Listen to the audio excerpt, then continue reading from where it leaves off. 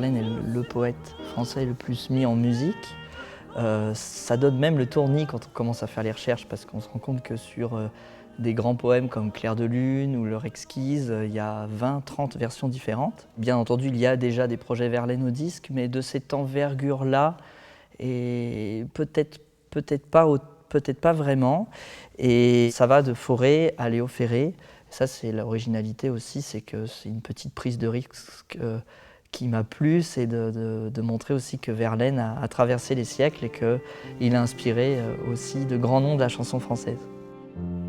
Dans le vieux parc solitaire et glacé,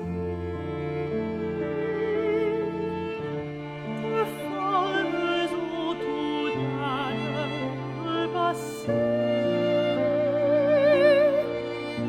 leurs yeux sont morts et leurs lèvres sont molles,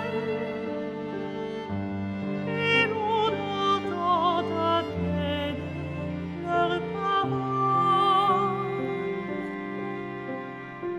Bien entendu, quand on chante avec piano, moi c'est quelque chose que j'aime beaucoup parce que c'est un soutien très différent aussi de ce que je peux avoir avec un orchestre baroque, avec un clavecin.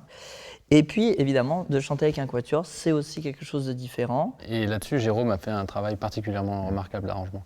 Dans un répertoire où on n'attend pas du tout une voix de haute contre, et avec une formation d'accompagnement qu'on n'attend pas non plus, on a affaire, on est exactement entre deux personnalités qui ont fait leur boulot d'une manière remarquable. C'était une volonté de ma part aussi d'arranger des pièces très connues, notamment ces Fêtes galantes de Debussy, qui sont absolument magnifiques, mais moi j'entendais une version un peu alternative à toutes les versions qu'on connaît au disque avec piano. Je dois dire que quand Philippe m'avait en premier proposé de faire des arrangements, j'étais assez confiant sur les chansons, la chanson française à arranger pour un petit ensemble comme ça, et plus dubitatif sur les pièces qui existaient déjà en piano-voix et qu'il fallait étoffer d'un quatuor. Sachant qu'en plus c'était pour le quatuor Eben et Philippe Jarouski, forcément c'est quelque chose d'assez motivant.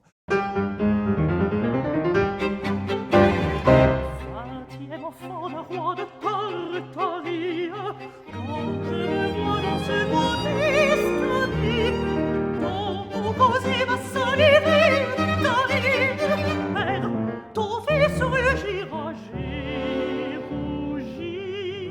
J'ai trouvé ça très intéressant que dans le disque, dans ces deux disques, réapparaissent des fois le même texte, et c'était un grand plaisir aussi de voir à quel point sur un même poème on arrive à comprendre finalement mieux la sensibilité de chaque compositeur en fait. Comment est-il possible qu'un même texte puisse donner autant de variété et que chaque fois la musique tombe juste? Un même poème peut de façon très convaincante être interprété successivement comme quelque chose de très lumineux, de très clair ou de très sombre. Et les deux sont une lecture très juste du poème en question.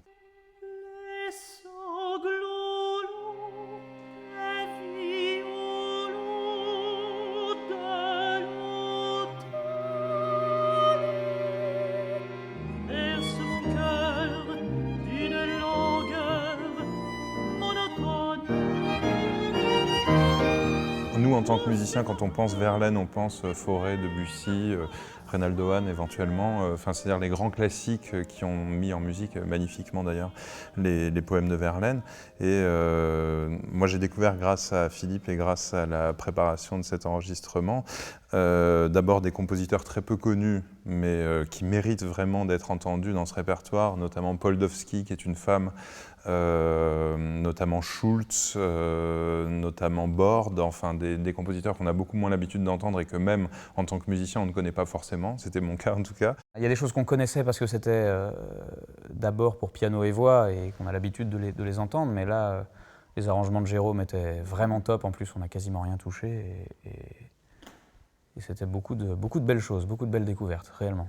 J'ai l'impression que les mélodies moins connues de compositeurs moins connus sont d'aussi bonne qualité que les grands classiques de Fauré, Debussy et Hahn. Et ça, j'aime bien cette idée que que d'un coup, voilà, il y a un coup de projecteur aussi sur des compositeurs moins connus. Moi j'irai tout seul, ton nom m'appelait au long de l'étang, parmi la soleil où la brune vague évoquait un enfant laiteux, se désespérant et pleurant. Je crois que c'est un de mes projets les plus ambitieux au disque parce que c'est un des projets avec finalement plus de risques que dans d'autres projets parce que d'abord chanter en français c'est pour moi quelque chose d'évidemment plus intime. C'est un gros projet parce qu'il y aura 2 disques, il y aura plus de 2 heures de musique donc c'est aussi je pense qu'on ne peut pas sortir totalement indemne de ces jours entiers d'enregistrement, à essayer de trouver pas forcément la couleur juste, la justesse du mot. C'est un répertoire aussi qui vous met à nu totalement, c'est-à-dire que si vous essayez de chanter, en fait, c'est déjà foutu, en fait. Au début, c'est ça, la couleur, c'est ça, si tu veux l'ouvrir un peu, il pleure.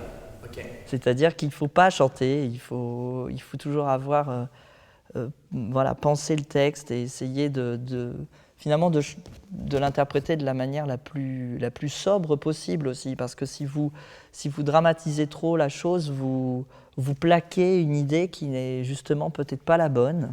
Et souvent, on a vraiment, je crois que ça fait des années qu'avec Jérôme, on essaie de trouver cette forme d'épure, une forme de simplicité, et c'est un voyage intérieur, c'est un voyage introspectif aussi pour mieux se connaître soi-même également. Pour un cœur et puissant